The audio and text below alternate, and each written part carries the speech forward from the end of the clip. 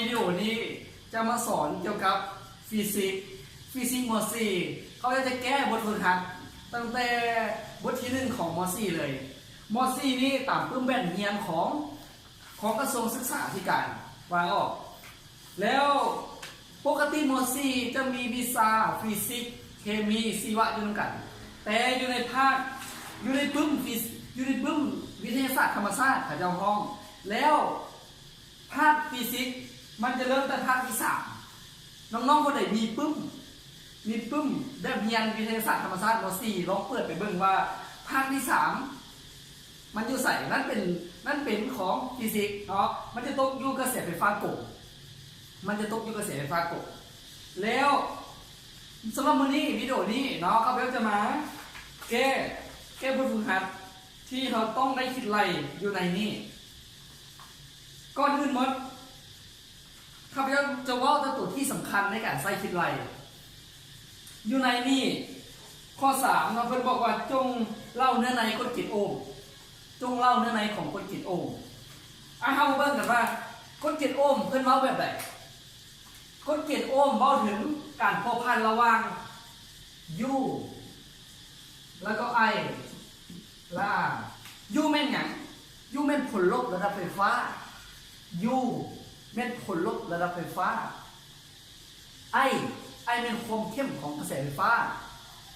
R เป็นความต้านในวงจรนั้นๆR เป็นความต้านดอกไฟที่พุ่งอยู่นี่มันก็มีความต้านนั่นแหละคือความต้านเนาะเพราะง่ายๆกฎกิจโอห์มบอกถึงการพัวพันระหว่างผลลบกระแสไฟฟ้าความเข้มกระแสไฟฟ้าและความต้านกระแสไฟฟ้าเนาะอันนี้รู้พื้นฐานเฉยๆแล้วมาเบิ่งโตคิดไล่แท้ๆเลยว่าข้อที่2ลองอ่านเบิ่งเนาะอยู่นี่เพิ่นว่า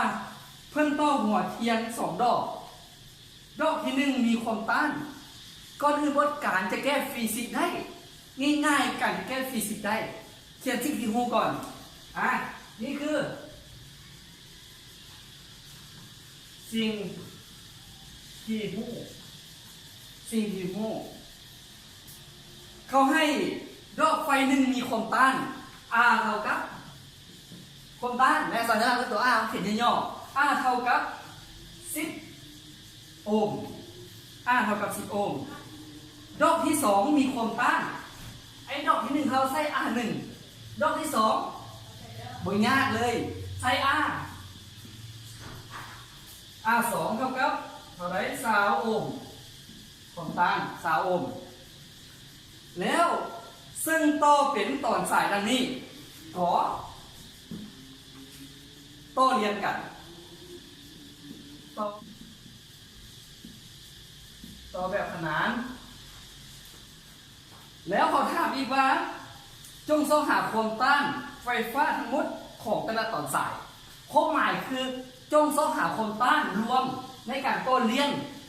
จงสอหาความต้านรวมในการต่อขนานบ่ยากข้าสั่งเขาแก้เลยข้อก่อแก้ข้อก่อเขาเบิ่งว่าการต่อเรียนถ้าว่าเขายังจืดสูตรอยู่การต่อเรียนของความต้านว่ามันเป็นเท่าไหร่ในวงจรกระแสไฟฟ้ากลุ่มนี้ในการต่อเรียนนี่มันมีการคิดไล่ความต้านรวมแบบไหนถ้าการต่อเรียนจืดทีเลยว่า R รวมเท่ากับ R1 บวก R2 นี่เป็นสูตรการต่อเรียนแม่น R1 บวก R2 แสดงว่า R รวมจะเท่ากับ R1 เป็นหยัง R1 แม่น10กันแทนบ่อยากเขียน R1 เขียน10ใส่ยากอย่าง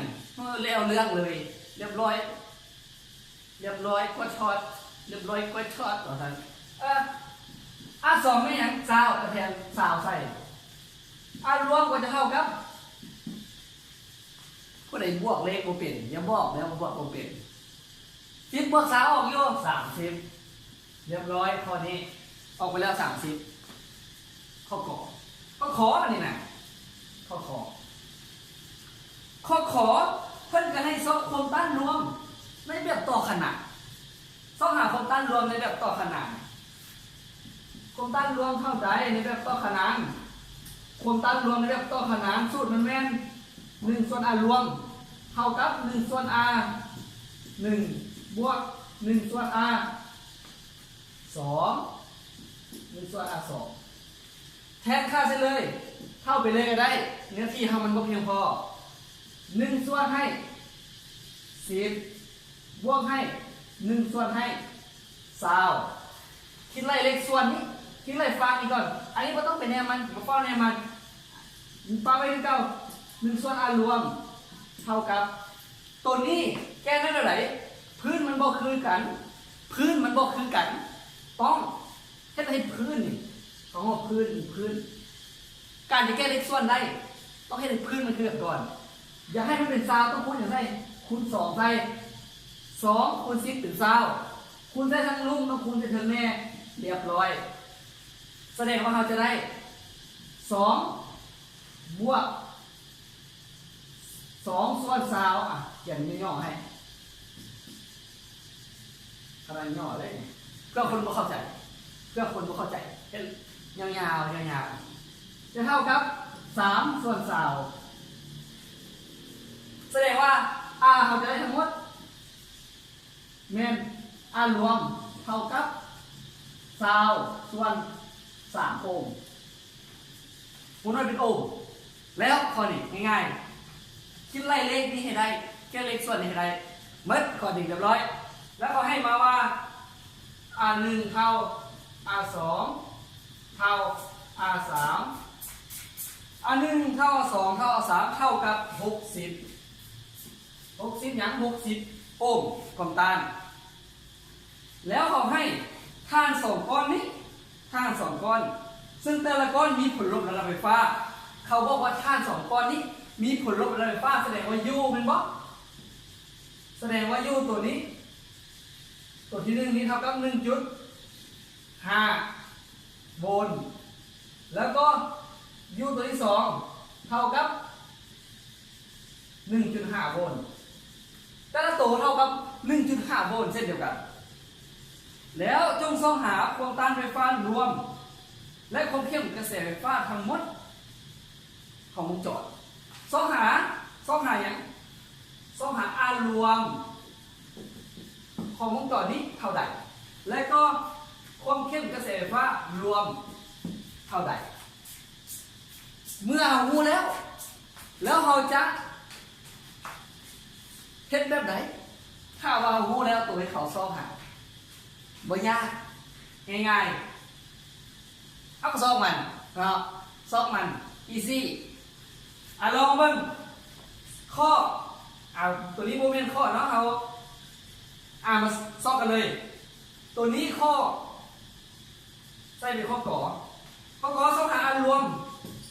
เท่าไหร่อันนี้มันต่ออย่างกัน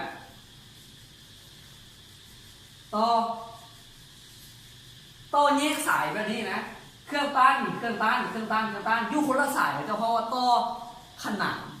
อยู่คนละสายเขาจะเพราะว่าต่อขนานถ้าสั่นแล้วเขาก็จะ1 ส่วน R รวมเท่ากับ1 ส่วน R 1 บวก1 ส่วน R 2 บวก1 ส่วน R 3เขาแทนค่าเลยค่า R รวมจะเท่ากับ1 ส่วนอย่าง60บวกให้1 ส่วน60บวกให้1 ส่วน60การแก้เลขส่วนพื้นมันคือกันแล้วมันต้องเฮ็ดอย่างต่อเขาใส่เป็นแบบนี้เลยหลังจากพื้นคือกันแล้ว R รวมถ้าพื้นคือกันแล้วเอาเป็น1 บวกกันเลยเป็น1 บวก 1 เป็น 2 บวกอีก 1 เป็น 3แสดงว่า3 ส่วนให้60คูณไขว้เพื่อจะได้ R ตัวนี้คูณไขว้ขึ้นไปอันนี้เพื่อคนบ่ได้เด้อคูณไขว้จะมองน่ะคูณไขว้แสดงว่า R รวมจะเท่ากับ60 ส่วน 3 โอห์ม60 ส่วน 3 โอห์มหารได้ปะหารได้ 60ส่วน3โอห์มเท่า R รวมเท่ากับ20โอห์มเรียบร้อย R รวมเท่ากับ20โอห์มแล้วเราเบิ่งว่าบัดนี้เขาให้เซาหา I รวมการที่จะเซาหา I รวมได้เซา I รวมจากนั้นจากกฎ7โอห์ม U เท่ากับ I คูณให้ R ถ้าตัวนี้เป็น U รวมตัวนี้ต้องใช้เป็น I รวมนี่ R รวมถ้านี้เป็น U 1ตัวนี้เป็น I 1นี่เป็น R 1เช่นเดียวกันคันเสร็จแล้วได้แล้ว I รวมอยู่นี่ R รวมกูปะ R รวมกูแล้วแทนค่าเลยแทนค่าเขียนบอกว่าแทนค่าเลยเนาะยูรวมเท่าไหร่ยูนี่2ตัวยูนี่มันเท่ากันถ้ายูในวงจรการต้นเรียนยูในวงจรการต้นเรียนมันจะบวกกันคันซะแล้วยูรวมตัวนี้มันจะเท่ากับยู1บวกยู2เพราะอย่างมันต่อเรียนกันแสดงว่าเราจะได้ยู1บวกยู2เท่ากับ I รวมคูณให้ R รวมแทนค่าเลยยู1ไม่หยัง 1.5 บวกให้ 1.5 เท่ากับ I รวมปูหูกับปะไว้เพราะเป็นหยัง R รวมเท่าไหร่20เขียน20 1.5 บวก 1.5 ออก 3 เท่ากับ I รวมคูณให้20อยากได้ I รวมเอา20นี่จะคูณง่ายมากที่เป็นหารแสดงว่า I รวมเท่ากับ3ส่วน20อัมแปร์เรียบร้อยอยากหารก็ได้ไม่อยากหารก็ได้ว่าเป็นอย่างถ้าดีแท้ก็ต้องให้หาร3หาร20ออกเท่าไหร่ไปหารเอาเองอาจารย์เชื่อว่าเขาได้อยู่แล้วมันบ่ยากโอเคบึ๊ดตัวนี้เขียน60ก็เป็นอย่างเนาะอาจารย์ก็แก้ตามค่าให้มาก็เป็นอย่างถ้ายึดพึ่งเขาจะให้6เขาก็แทนค่า6แทนไปอันนี้ก็เป็นอย่างเขาพิดเป็นครูไอ้พิดกับกูนี่เป็นอธิการไปโดนได้ว่าสันคือพ่อเรียนเนาะง่ายๆเรียบร้อยแล้วอาจารย์บอกเทคนิคตัวนี้ก่อนมื้อหน้าคลิปใหม่อาจารย์จะมาเทสให้เบิ่งอีกนะมาแก้ให้เบิ่งอีกเป็นเทสเบิ่งจะมาแก้ให้เบิ่งใหม่หวังว่าเขาจะได้กับการคิดเลขฟิสิกส์มันเรื่องที่ง่ายสำหรับเราถ้าเราเบิ่งและ